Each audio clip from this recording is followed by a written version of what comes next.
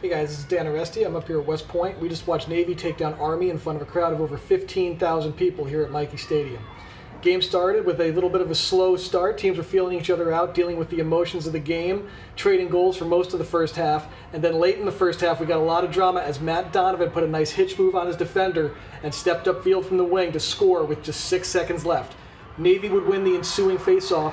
Joe Varello would find Jeff Durden for a goal as time expired.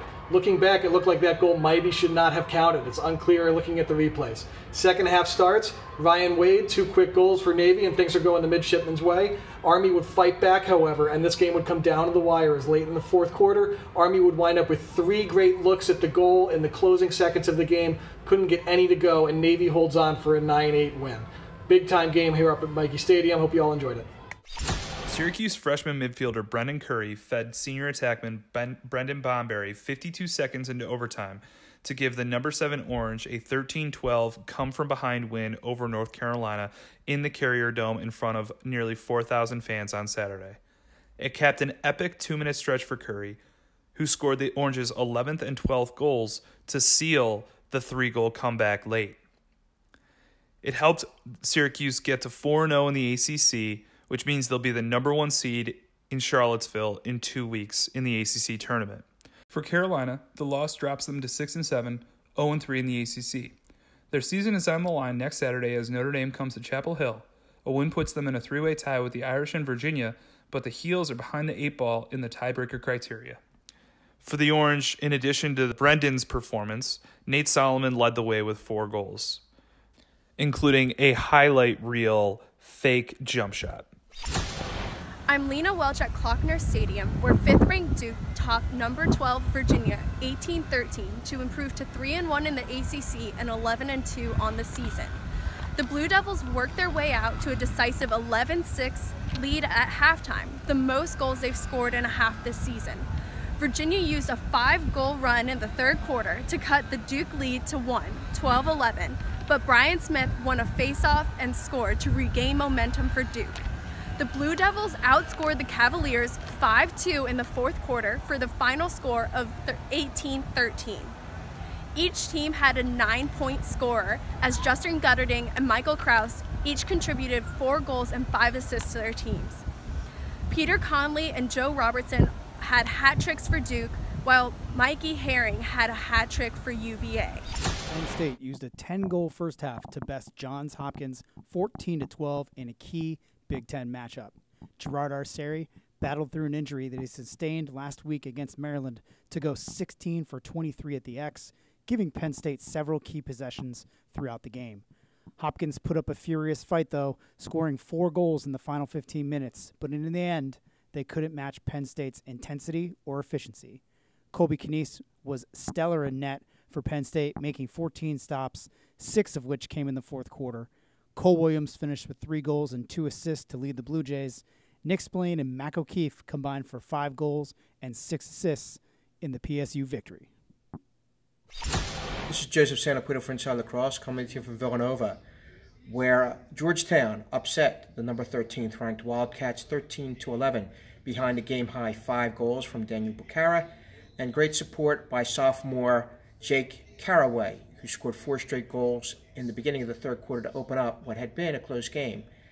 The Hoyas also received super goaltending from Nick Morocco, who came up with a season-best 15 saves. Georgetown now moves to 8-4 overall and 2-2 in the Big East, while Villanova drops its second straight and falls to 8-4 and 1-2 in the Big East. We are live at Sweeney Field in Philadelphia, where St. Joseph's 14, Bryant 7, a surprisingly one-sided game in a series that has been defined by close calls. St. Joseph's clinched a spot in the NEC tournament with this victory.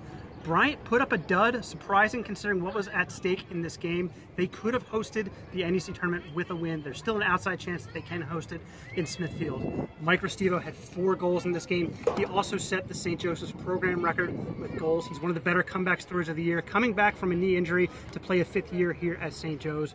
Chris Blewett, 3 goals and 3 assists. A lot of this game was won in the middle of the field with the play of Will McNamara, the short stick defensive midfielder for St. Joe's, and goalie play. Mike Adler had 11 saves in this one. Massa played awesome at the faceoff X for Bryant, but St. Joe's did a really good job challenging him after he won the draw, and St. Joe's now has a chance to host the NEC tournament, depending on how the rest of the year plays out. Cornell got another big game from sophomore attackman Jeff Teat and held on to defeat a frisky Lehigh team 12-10.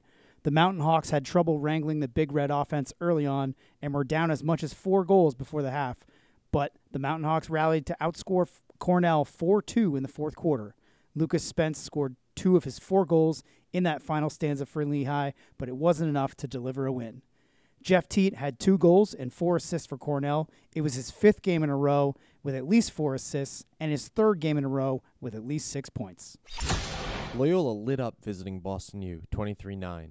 Pat Spencer had 3 goals and 6 assists in the prolific offensive outing, but the goal of the game goes to Greyhounds keeper Jacob Stover, whose full-field fling to end the half bounced over the waiting Terrier defense and into the empty cage for the rare goalie goal.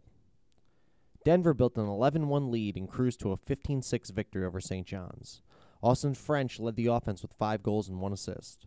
Trevor Baptiste went 19 of 24 at the faceoff X to go with 12 ground balls. Penn defended home turf in Ivy League action, downing Harvard 11-7. The game was close at 7-6 early in the fourth quarter, but the Quakers used a 4-0 run to close the game and seal the win. Kevin McGeary's 2-2 and Adam Goldner's 3-1 led the way for the Penn offense. Ryan Lanchbury's hat trick and 2 assists, and Mitch Savaco's 4 goals and 1 helper lifted Richmond over Jacksonville 14-12. Goalie Blake Goldman had 13 stops in the win. The Spiders won despite Jacksonville's 21-8 edge at the faceoff X. UMass held Towson to 1 goal through the final 37 minutes of the game to win a key CAA showdown 8-4. Jeff Traynor had 4 goals to lead the Minutemen offense, and Noah Rack went 12 of 16 at the draw. Marquette never held a lead until Jeff Wagner scored his 5th game winner of the season, this time with the 3:46 mark of overtime, to lift the Golden Eagles over Providence 12-11. It was Wagner's 4th goal of the day to go with 2 assists. The America East got more interesting as Stony Brook topped Vermont 8-7 in double overtime. Chris Piquel's lone goal of the game came off a Jack Walsh assist at the 2:47 mark of the extra session.